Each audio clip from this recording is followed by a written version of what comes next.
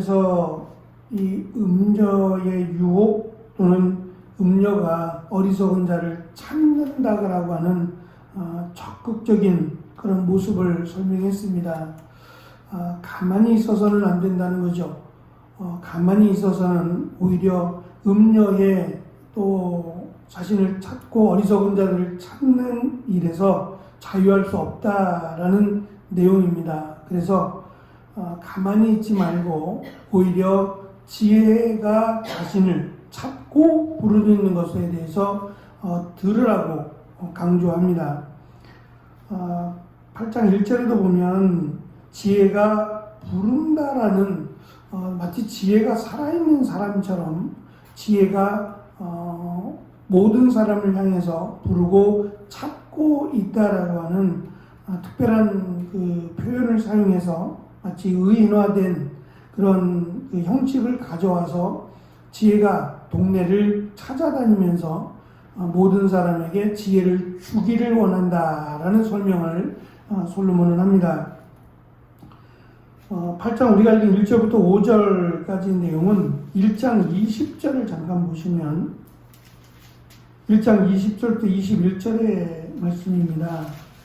지혜가 길거리에서 부르며 광장에서 소리를 높이며 헌화하는 길 머리에서 소리를 지르며 성문 어귀와 성중에서 그 소리를 발하여 가로되라고 5군데서 지혜의 소리가 들려옵니다. 우리가 그 말씀에도 2절부터 보면 길가라고 하는 장소, 그 다음에 내거리, 성문 곁, 문 어귀, 또 여러 출입하는 문 해서 동일하게 5가지의 장소에서 지혜의 소리가 들려진다는 거죠. 특별히 5절에도 보면 너희는 들을지어다 라는 명령을 통해서 세상에 많은 소리들이 있고 그 소리를 듣지 않고는 살아갈 수 없어요. 특별히 시장에서 들려지는 소리라고 한다면 글쎄 지금은 뭐 그렇게 시장에서 이 물건이 싸다, 이 물건이 좋다라고 하는 그런 소리를 듣기는 어렵습니다. 물론 지나가는 차에서 이제 확성기를 통해서 소리를 틀어놓고 무슨 물건이 왔습니다. 물건이 아주 쌉니다. 라는 식의 소리를 듣긴 하죠. 근데 앉아서 있다 보면 반복해서 나오는 이 소리가 뭐 1시간 가까이 또는 그 이상 들려올 때가 있어요. 외면하고 싶은데 외면하지 않고 이 반복된 소리를 듣다 보면 차가 좀 빨리 갔으면 좋겠다. 너무 시끄럽다라고 하는 느낌이 들 때도 있어요.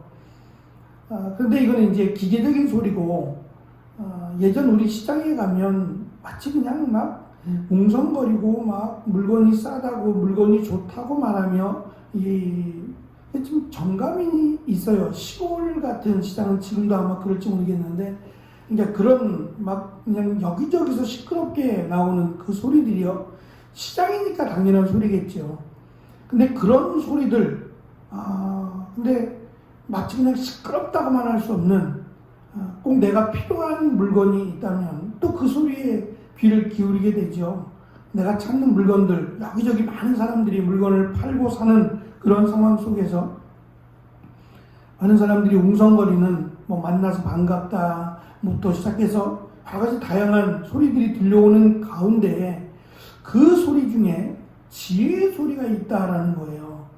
그냥 조용한 가운데 지혜의 소리만 들린다면 귀담아 들을 수 있겠는데 그게 아니라 어느 곳에 가든지 간에 특별히 많은 사람들이 웅성거리는 길거리에서나 또는 모든 소송이 진행되는 성문 근처라든지 이런 다양한 곳에서 지혜의 소리가 들려온다라고 설명을 해요. 그러니까 새겨들어야 된다는 의미이기도 합니다. 온갖 다양한 그냥 흘려 들을 만한 또는 듣지 말아야 할 그런 다양한 소리들 중에 지혜의 소리가 있다라는 거죠. 그런 가운데 지혜도 한 목소리를 한다는 겁니다. 그 소리를 귀 기울여서 지혜의 소리를 들어야만 한다는 거죠. 특별히 이 많은 사람들이 움직이는 또는 웅성거리는 그 소리들 중에 지혜의 소리가 있다라고 하는 이야기는 특별한 특정한 사람들에게만 지혜의 소리가 있는 게 아니라 그렇지 않고 일반적인 보통의 사람들에게도 지혜의 소리가 있다라는 거예요. 지금 지혜자가 의도적으로 말하고자 하는 것은 가까이에 이 지혜의 소리가 있다라는 것이고 그 지혜의 소리가 누구에게나 있는 가정에 있고 특별히 인생을 젊은이들보다 먼저 앞서 살았고 비슷한 고민들을 해오며 살았던 넘어지고 일어나고 하는 이러한 일들을 경험한 백발의 노인들 특별히 부모들이 있다는 거예요. 그들의 말은 단순한 자녀들을 향한 잔소리가 아니라 그 말은 살아있는 경험, 자신의 체험적인 경험을 통해서 너희는 이와 같이 살지 말라라고 하는 지혜의 말이었다는 거죠. 돌아서 생각해 보면 과연 솔로몬은 성경에는 이런 내용들은 거의 기록하지 않기 때문에 알 수는 없지만 정상적인 가정이라면 다윗은 사랑하는 아들인 솔로몬에게 이 지혜에 관한 권면을 많이 했어야 돼요. 그런데 다윗이 이스라엘에 또는 이스라엘 전체 이제 분열된 이스라엘이 아니라 전체 이스라엘을 통합하고 그 통합한 이스라엘의 왕으로 바쁜 시간을 보내야 했을 거예요. 다윗도 사울이라고 하는 왕이 살아있을 때 기름 부음을 받았고 꽤 오랜 시간 동안을 도망자로 살아왔어요.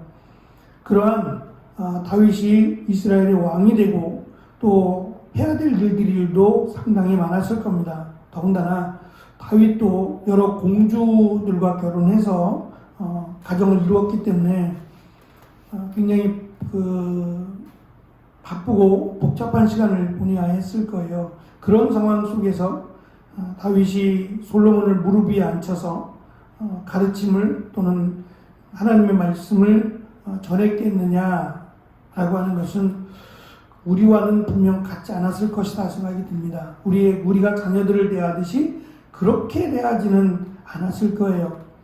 그런 아쉬움을 솔로몬이 갖고 있었다면 과연 솔로몬은 자신의 자녀들에게 자신의 사랑하는 아이들에게 이런 그 지혜의 말을 전했겠느냐. 이스라엘 역사, 솔로몬의 그 후손들의 역사들을 보면 오히려 더 하나님과 멀어졌던 모습들을 우리가 살펴볼 수 있거든요.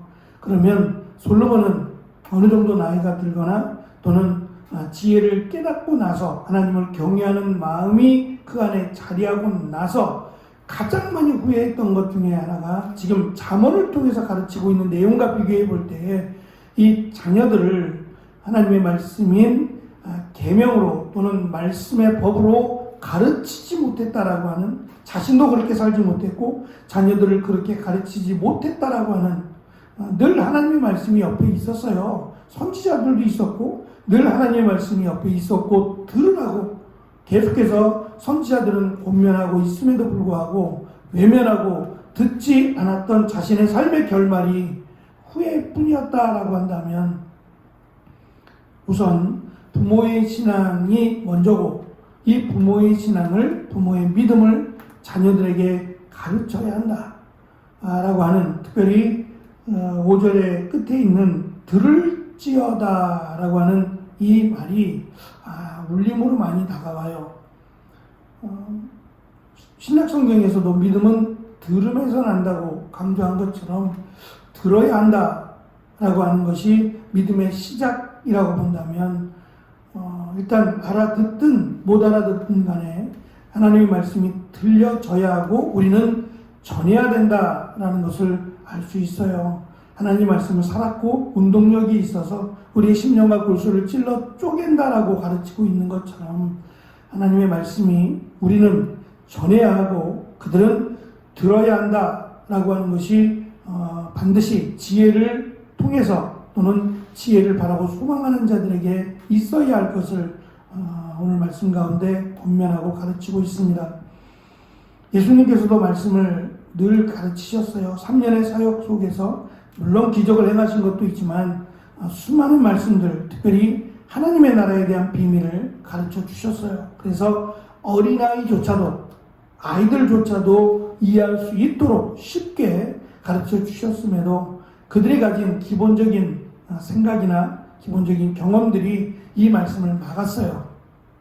그래서 들어도 깨닫지 못한다라고 제자들에게도 책망하신 것처럼 우리 주변에 이 많은 지혜의 소리들이 들려오고 있는데 이것을 외면하거나 지혜가 아닌 것으로 판단하고 생각함으로 말미암아 흘려듣는 거죠. 수많은 소리들에게는 관심을 가지면서 정작 들어야 하는 하나님의 소리에는 관심이 없는 그런 자들을 지금 7장과 연결해서 볼 때 어리석은 자들 또는 지혜가 없는 자들이라고 소개하는 듯 보입니다. 7장 1절에서도 내 말을 지키며 내 명령을 내게 간직하라고 권면함으로 시작합니다. 하나님의 말씀을 듣는 일이 시급하다라는 것을 강조하고 있지요. 내 안에 무엇을 채우고 살아가느냐 또는 내가 무엇을 듣고 살아가느냐가 그 사람의 인생을 결정하기 때문입니다. 한 주간을 살아가고 또 우리가 하는 일터에서 또는 가정에서 어떠한 말들을 듣고 살아가고 있는지 또 어떠한 말들을 하고 살아가고 있는지 돌아보면 우리가 한 주간 지혜로운 삶을 살았는지 살지 못했는지를 아마 쉽게 분별할 수 있으리라 생각합니다. 해야 될 말을 하고 들어야 될 말을 듣고 살아가는 또 귀한 한 주간을 마무리하는 또 오늘이 되시고 특별히 가정의 자녀들이 살아가는 시간 속에서 지혜와 늘 가까이 하는 귀한 은혜가 있기를 간절히 축원합니다. 기도하겠습니다.